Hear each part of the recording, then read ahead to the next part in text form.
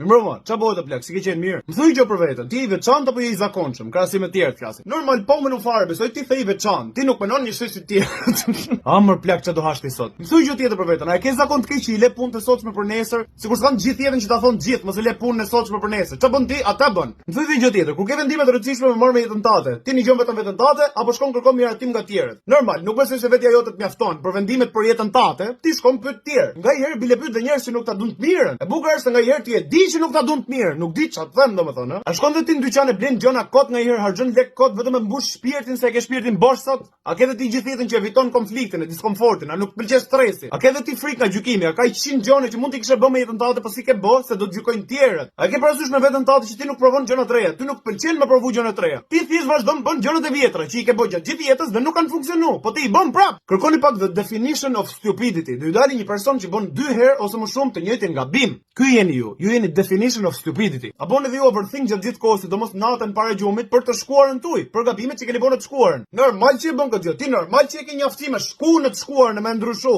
Ti mendon se kur ke aftësi me shku plak. A ndjek vetë rutinën pa trun kokë, thjesht është bërë rutina truri jot. Ti thjesht çosh në mëngjes dhe shkon në punë. Ti s'e mamen se ka filluar ky proces. Ti thjesht di që dita jote është e programuar nga momenti që fillon deri momenti që mbaron. Ti nuk e sekon bosh për veten, ndonjëherë. Shi sa shumë influencë ke nga njerëz të tjerë që janë rrotull teje. A nuk mendon se je vetë ti si ata? Pse mendon se je i veçantë? Ti në fillim videos më thaj që jam i veçantë. Tot kanë programuar, kanë influencuar si kanë dash vet, kanë bosi vetja. Ti nuk qen që si ata, ë? Pse se di me rap pianos? Dakor më plak i veçantë krahasim me mua, se di me rap pianos. Je, puna është ku të takohen ndonjëherë me rap pianos të dy bashkë, ë? Ky mendim fallë që ke për veten tate, që je i veçantë, të vjen nga suposcienca. Siç ta kam thënë më parë, truri jot të do shumë ty, do të japë gjithmonë justifikime për budalliqet që ke bëj gjatë jetës. Nëse ty të bën dihesh mirë fakti që je i veçantë, atëherë truri që je i veçantë do të thotë, ti që tash në depresion duke qenë i veçantë, imagjino të thotë vërtetën, ë? E pra truri jot po të mashtron, gjithmonë të mashtron kur gjykon veten tate. Ndërsa unë po të them vërtetën, ti nuk je i veçantë, ti je i zakonshëm, ti je si gjithë tjerët. Me këtë informacion mund të bësh më i fortë tash, se është vërteta. Me çu logjike dhe pak fare më tepër, ti nuk mund të bëhesh i veçantë. Jo në një botë që ekziston interneti, dhe sa shpik dikush i gjë pa pritur e din 8 milion banor, sepse interneti. Po do mendosh kështu që gjithë njerëzit pothuajse janë zakonshëm, mendim, mentalitet në të gjitha. Janë shumë të rrallë njerëzit e veçantë. Njerëzit e zakonshëm mendojnë për të njëjtat gjëra, dinë të njëjtat informacione, aplikojnë të njëjtat gjëra. Nëse ti nuk ke me vërtetë një aftësi që ta ka dhënë Zoti me dorën e vet, për shembull, siç ka lind Mike Tysoni për boks, ti nuk je si bëhesh i veçantë. Ti ke të njëjtat aftësi, të njëjtat mendime, të njëjtat kualifikime, të njëjtat rrethana me gjithë tjerët. E vetmja gjë që mund të bësh është të bësh më i Zotit se të tjerët në këto. Kështu mund të bëni me vërtet veçantë dhe të respektueshëm. Mike Tysoni mund të thosh se kishte lind më boksier, ai kishte destinacion më boksier. Ai nuk ka pse mendon çfarë të bëj me jetën time. Ndërsa ti ke pse, ti nuk e lind me një aftësi të veçantë siç e kishte ai kur lindi. Kështu që çfarë duhet të bësh është shumë punë, duhet të punosh të shumë gjëra, duhet të mësosh shumë gjëra dhe pastaj